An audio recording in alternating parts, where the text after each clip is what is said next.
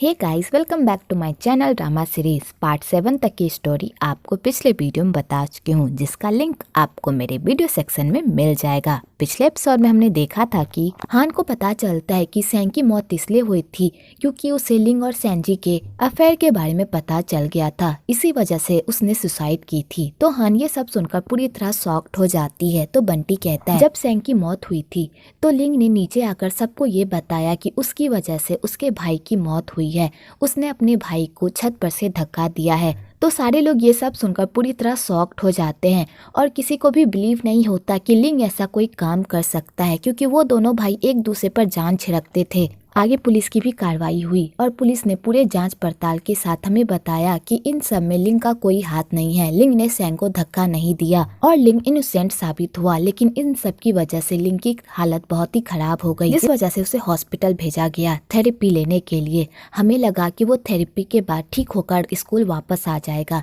लेकिन उसके बाद उसने कभी भी मुड़कर हमें नहीं देखा और हम उसे ढूंढते रहे पर वो हमें कहीं भी नहीं मिला। तो हान ये सब सुनकर पूरी तरह शॉक्ड हो जाती है और उसे बिलीव नहीं होता जब दोनों भाई एक दूसरे से इतना प्यार करते थे और एक दूसरे पर जान छिड़कते थे, तो लिंग ने ये झूठ क्यों कहा कि उसने अपने भाई को धक्का दिया था। दूसरी तरफ सांजी लिंग को अपने पास रखने के नए नए मौके ढूंढती है और उसे कहती है अब तुम मुझे मिल चुके हो, अब मैं तुम्हें दोबारा नहीं खोऊंगी और ना ही तुम्हें अपने आप से दूर जाने दूंगी।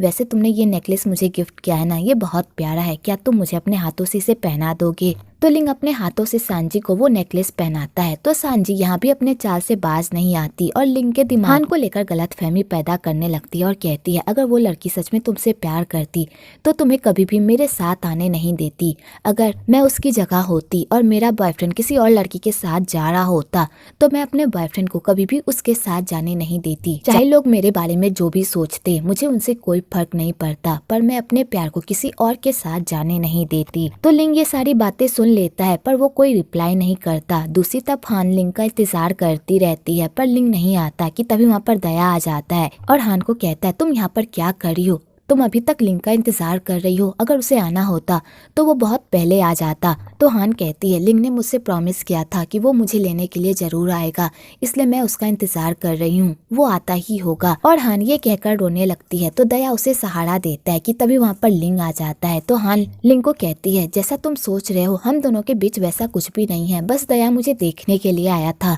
तो दया को लिंग पर बहुत ही गुस्सा आता है और वो कहता है अगर तुम्हारी एक्स गर्लफ्रेंड तुम्हारे सामने आ गई इसका मतलब ये नहीं है कि तुम हान को इस तरह ट्रीट करोगे। अगर तुमने हान को अच्छे से ट्रीट नहीं किया तो मैं इसे तुमसे छीन लूंगा, समझे? और दया लिंग पर गुस्सा निकाल के वहाँ से चला जाता है। तो हान कहती है प्लीज दया की बातों का बुरा मत मानो।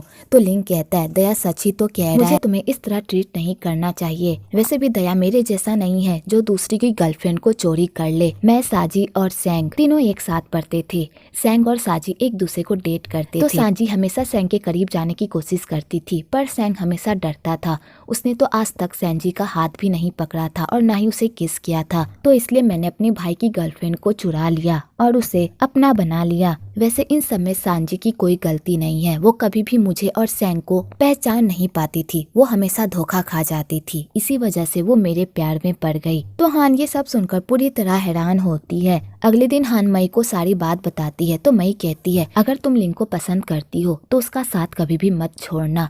तो हान कहती है अगर लिंग ने मेरा साथ छोड़ दिया तो मैं क्या करूंगी?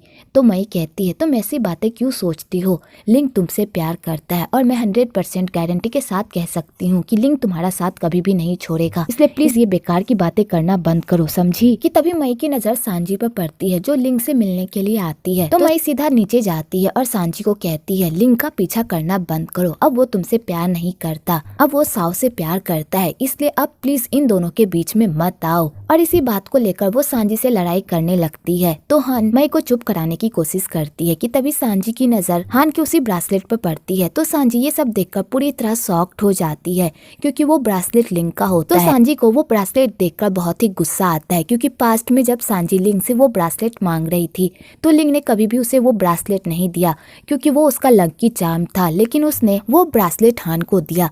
तो सांजी को ये सब देखकर बहुत ही गुस्सा आता है और वो हान से उस ब्रासलेट को छीनने लगती है। तो मई सांजी को हटाने की कोशिश करती है पर सांजी मई को ही धक्का दे देती है और हान से उस ब्रासलेट को छीनने लगती है। तो हान भी मई को धक्का दे देती है जिस वजह से वो सीढ़ियों से नीचे गिर जाती है कि तभी वहाँ पर लिंग आ जाता है। तो सांजी लिंग के सामने नाटक करने लगती है कि हान ने जानबूझकर उसे धक्का मारा और पागलों की तरह रोने लगती और हान पर इल्जाम लगाने लगती है। तो लिंग को ये सब बर्दाश्त नहीं होता क्योंकि उसे पता होता है कि हान कभी भी ऐसी बेवकूफी नहीं कर सकती। तो लिंग सांजी को खींचकर एक थप्पड़ मारता है और कहता है जैसा तुम हान के बारे में कह रही हो, हान वैसी लड़की नहीं है, इसलिए झूठ बोलना बंद करो। और लिंग सांजी को कहता है हान से माफी मांगो। तो सांजी को हान से माफी मांगना ही पड़ता है। तो लिंग सांजी को कहता है हम दोनों के बीच जो भी था वो हमारा पास्ट था, इसलिए मैं चाहता हूँ कि आज के बाद हम दोनों एक दूसरे से कभी ना मिले, इसलिए चुपचाप घर जाओ। और लिंग हान को लेकर वहाँ से चला जाता है।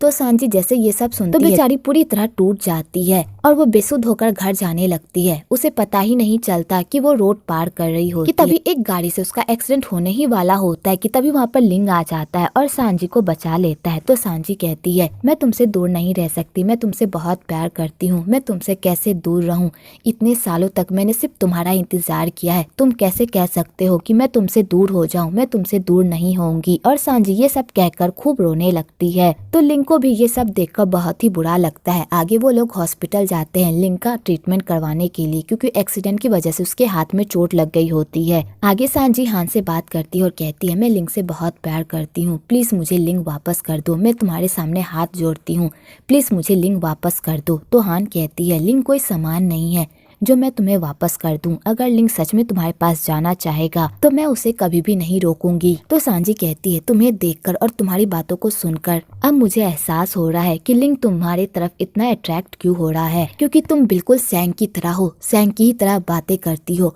और उसी की तरह पेश आती हो, इसलिए लिंग तुमसे इतना अटैच्ड है। वो तुमसे कोई प्यार नहीं करता, बस तुम में अपना भाई खोजता है, इसलिए वो तुम्हारे पास खींचा चला आता है। तो हान ये सब सुनकर तो पूरी तरह शॉक्ड हो जाती है। आगे हान स्कूल आती है और वो मई को पूरी बात बताती है। तो मई कहती है वो सांजी की बच्ची तुमसे झूठ बोल रही है, लिंग ऐसा नहीं है, लिंग सच में तुमसे प्यार करता है, उसकी आंखों में दिखता है कि वो तुमसे कितना प्यार करता है, प्लीज किसी की बात में आकर मत छोड़ देना। और मई हान को समझा ही रही होती है कि तभी ऊपर में कुछ लड़कियां हान और लिंग को लेकर गॉसिप करने लगती है। तो मई को ये सब सुनकर बिल्कुल भी अच्छा नहीं लगता और वो उन लड़कियों से लड़ने लगती है कि तभी वहाँ पर दया आ जाता है और उन लोगों की लड़ाई को शांत करवाता है। यहाँ से दया और मई की भी लव स्टोरी स्टार्ट होती है। आगे बेचारी हान इसी कसम में रहती है कि अब उसके साथ आगे क्या होगा, लिंग का फैसला क्या होगा, कि तभी वहाँ पर लिंग आता है और हान को कहता है मुझे माफ कर दो, मेरी वजह से तुम्हें बहुत कुछ सहना पड़ रहा है ना, लेकिन इन सब की वजह से प्लीज मुझसे नफरत मत करना